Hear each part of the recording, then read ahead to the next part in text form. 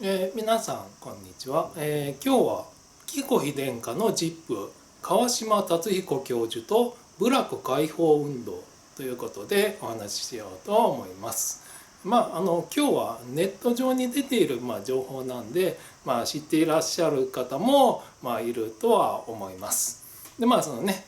紀子妃殿下の、ご孫父の、学習院大学の川島達彦教授がいらっしゃるんですよね。でこの川島教授が部落解放運動にご関心をお持ちで、ご自身が被差別部落の現地学習に行かれたり、また学生を連れて交流学習に行ったりされたことが、ネット上にね紹介されているんですよね。で概要欄にリンクを貼っておきます。でこれはNPO 法人人権センター長野という団体のホームページの中の1ページなんですよね。でそのリンクを貼るページの URL に2004活動さんってある、2004活動ってあるから2004年の活動の紹介だろうなっていうのが分かるんですよね。要は平成16年の活動ですよね。でそのページのその川島教授の話題の下の方を見ると長野県部落解放研究集会実行委員会とかいうね、言葉が出てくるんですよね。でこのセンターがこの研究集会の企画運営等事務窓口を、NPO 法人人権センター長野が行うことになりましたと書いてあるので、このセンターが部落解放運動に取り組む団体であるっていうのが分かるんですよね。でもう少しね下の方を読んでいくと第2回信州沖縄塾が中略行われましたで出てくるんですよね。信州長野は信州ですからね。で沖縄塾沖縄に関する塾ですかね。でこの信州沖縄塾っていう行事にもこの、人権センター長野の会員が参加して、参加するだけじゃなく会場準備運営のお手伝いという形で取り組んだっていうふうに書いてあるんですよね。なかなか深く関与しているなっていうのがあるんですよね。でこの第2回信州沖縄塾で講演したのが平夏目牧師っていう方なんですよね。でこの方は日本キリスト教団の牧師さんだった方みたいな、その後もう辞任されてるかもしれないんですけどね、そういう人なんですよね。でウィキペディアもあるんで、そこには名護市辺野古の新基地建設阻止行動に参加とあるんですよね。沖縄の米軍基地反対運動ゴリゴリやってるみたいなねお方みたいなんですよね。でその沖縄の米軍基地反対運動といえばね、反米反日の立場なんですよね。でここで反日というのは日本の伝統的な勢力、保守勢力への反対という意味で使っております。でこの反米反日の立場は北朝鮮の立場と親和性が高い、しっくりくるんですよね。でちなみにですねちょっと話はそれるんですけど、表現の不自由点もねまさに反米反日の立場なんですよね。イディオット・ジャポニカとかいうね愚かな日本人の円墳っていうね展示物に日章旗日本兵が持ってた寄せ書きのある日章旗と、それからアメリカ国旗をすごく侮辱するような使い方してたんですよね。まさに反米反日ですよね。で話を戻すと平夏目牧師の、が講演される催し物に結構深く関与していたっていうことから、人権センター長野も左派に近い勢力ではないかと推測することができると思うんですよね。でただこのセンターがね、実際どんなその価値観に基づいているか、ホームページを読むとね、大体伝わってくるんですけど、それは印象に過ぎないので、推測にはなる、それはね、印象に過ぎないんですよね。で推測になるんですけど、部落解放運動っていうのはに携わる人たちは部落の人たちとそれ以外の人たちの間に扱いに違いがあることを出発点にしているのではないかと思うんですよね。でその違いがあるからその違いをなくして同じにしようとするのが部落解放運動なのだろうと私は思ってるんですよね。でその違うっていうね、社会の中に違いがあるっていうことを左派は階級という言葉で表現するのではないかなと思うんですよね。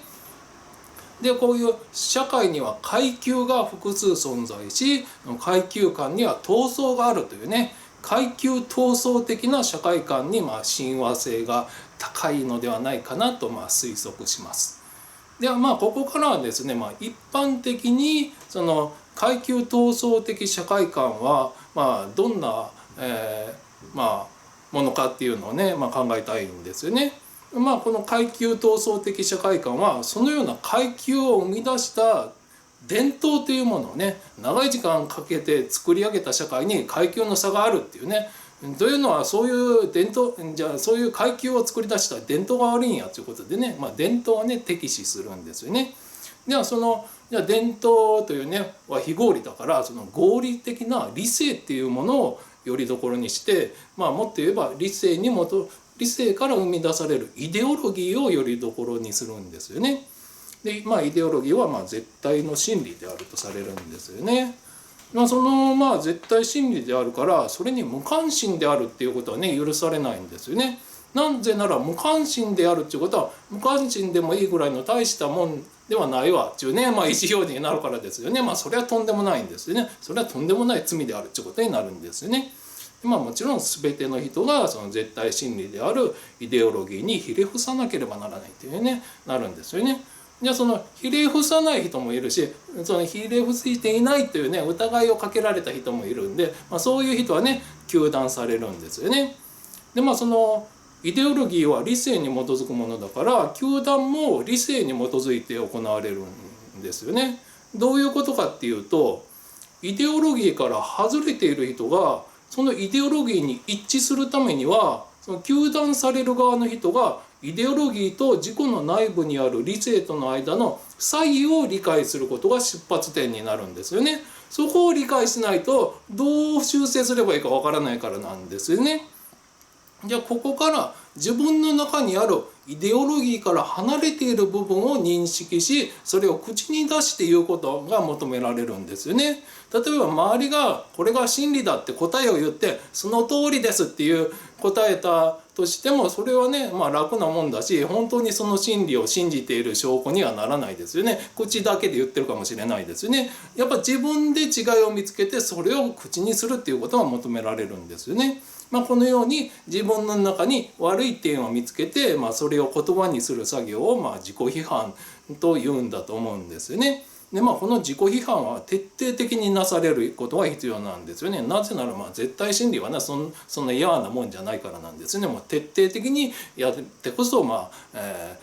かることができるっていうものなんですよね。でもちろん周りはねその人をね糾弾し続けるんですよね、徹底的に。するとその周りの人の精神状態に変化が現れるんですよね。でここで左派の国である北朝鮮の組織である朝鮮総連について書いた本を取り上げたいと思います。この「我が朝鮮総連の罪と罰」、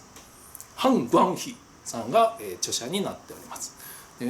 でこの第2章に「学習組に入る」っていうね、ところがあって、このように書いてあるんですよね。自己批判は、ある人がね自分を批判するっていうね、それだけで終わらない、こう書いてあるんです。単なる自己批判では終わらない。誰かの自己批判には他の誰かがより痛烈な批判を加えなければならない。これを相互批判という。この自己批判と相互批判を我々は総括と呼んでいたっていうね。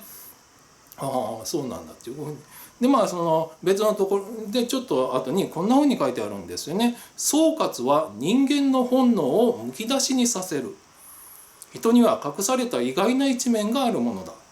一番おとなしかった人間が総括になると目をつり上げて最もたけだけしく他人を攻撃するというような場面を我々は何度も経験したっていうね。だからその周りの人の精神状態がこのなんていうかたけだけしくなるっていうかね、もう残忍になるみたいなね、そういうところがあるんですよね。だからそのイデオロギー的人間には他人を糾弾する傾向がある、残忍に糾弾する傾向があると思うんですよね。ちょっと分かりやすい例で言うと、現代の紅衛兵である蓮舫議員の糾弾がちょっとねその匂いがするなと思うんですよね。なんか追及してで菅総理が謝罪をされた。そうすると心に響かないっていうんですよね。そんな謝罪は心に響かない。もっと徹底的に謝罪しなさいっていうね、もう涙流してひれ伏して私の靴を舐めなさいみたいな、そこまでは言ってませんけどそれぐらいの勢いでグワーってね糾弾するっていうのがねちょっとイメージ的に分かりやすいかなと思います。で以上がですね左派のイデオロギー的発想と行動のスケッチになるんですよね。でその川島教授に話を戻すと、川島教授がこのおそらく左派に近いであろう人権センター長野の活動に参加されたということはこの左派的な発想をお持ちである可能性もあるんじゃないかなというふうに私は推測するんですよね。でそういう視点で見ると、さっきの、リンクを貼ってあるページで、気になる部分があるんですよね。こう書いてあるんですよね。川島教授から鍵括弧知らないことの罪鍵括弧閉じる括弧例えば部落問題ならその差別の現実を鍵括弧知らない鍵括弧閉じるという人括弧閉じるについてソクラテスの話もあり受け入れた側も大変学習になりましたとあるっていうね。なんか学習っていうとねさっきの第2章学習組ってね言葉が出てきてそれは関係ないかもしれないけどこの部分なんですよね。でここに「知らないことの罪」っていうね言葉が出てくるんですよね。知らないことが罪なら知らない人は罪人になる。じゃあ罪人は徹底的に糾弾しなければならないというふうに論理がつながっていく可能性があると思うんですよね。でまた知らないことは罪だから知らない人は知らなければならない。その知る行為はもちろん絶対真理であるイデオロギーを知るものでなければならない。その前提として自己の内面にあるものとイデオロギーとの差異を見つけ告白しなければならない。自己批判しなさいとかね相互批判総括っていうね、そういう論理のつながりになる可能性があるんですよね。でこういう論理で作られた国家社会がどうなるかっていうのはね左派の社会ですよね。ソ連を例にね、ちょっとお話しすると、知らないことは罪だから全てがその政治化されたんですよね。無関係であるっていうことは許されないからなんですよね。だから政治とは独立してた自律的な文化自ら律するっていうね自律的な文化の領域などは認められないんですよね。でその文化とか芸術はイデオロギーを賛美するためだけにのみ存在を認められるんですよね。だからソ連の憲法にも表現の自由って書いてあるんですけどそこでの表現の自由はイデオロギーを賛美する自由のことなんですよね。でこのような芸術観におそらく基づいているのが例のね表現の不自由展なんですよね。今もやってるんか知らないんですけどね、最近なんかねやるとかやらないとかね、ニュースになっておりました。で川島教授がどのような思想をお持ちなのかは不明なんですけど、このようなご活動から左派に近い発想をお持ちでも不思議はないのではないかなと思います。大体親の思想っていうのはここに受け継がれることがあるんですよね。中にはね反発してね正反対になっちゃったみたいなね人もいるんですけど基本的にね受け継がれることが多いんですよね。でその意味で気になるのが紀子妃殿下が身近な職員のミスをいつまでも許さずにずっと批判されるみたいなね内容の記事を読んだことがあるんですよね。そういう記事を思い出すんですよね。こういう記事が真実ならばっていう話になるんですけど糾弾することが当たり前だっていうねそういう発想をそのねご尊父がお持ちだったとしたらそれを受け継がれたのかもしれないなともねそういうね考えが出てくるんですよね。で以上の考察から川島教授のご家庭に近い秋篠宮家自体が皇室に対して否定的な見解をお持ちかもしれないなとも思うんですよね。想像なんですけどね。じゃあその公の存在ではなく私の存在であって一般国民と同じであるみたいな感じね。でそのね憲法24条1項も当然適用されるっていうね、もう一般国民だから当然やみたいなね、そんな感覚なんじゃないかなっていうね。だから身分が違うなんて差別だ、差別をなくそうみたいなね感覚があるんじゃないかな。一種の野党的な感覚ですよね。野党に近いんじゃないかなっていうことなんですよね。その意味で悠仁親王殿下がその北九州市主催の子どもノンフィクション文学賞で佳作を受賞されたというねニュースも思い出されるんですよね。なんでかっていうと、この審査員の一人が那須これなんて読むんやったっけ、さっき那須正隆さんやった、ミキって書いて那須正元さんって読むんだってど忘れして、この那須さんはずっこけ3人組のね、作者なんですよね。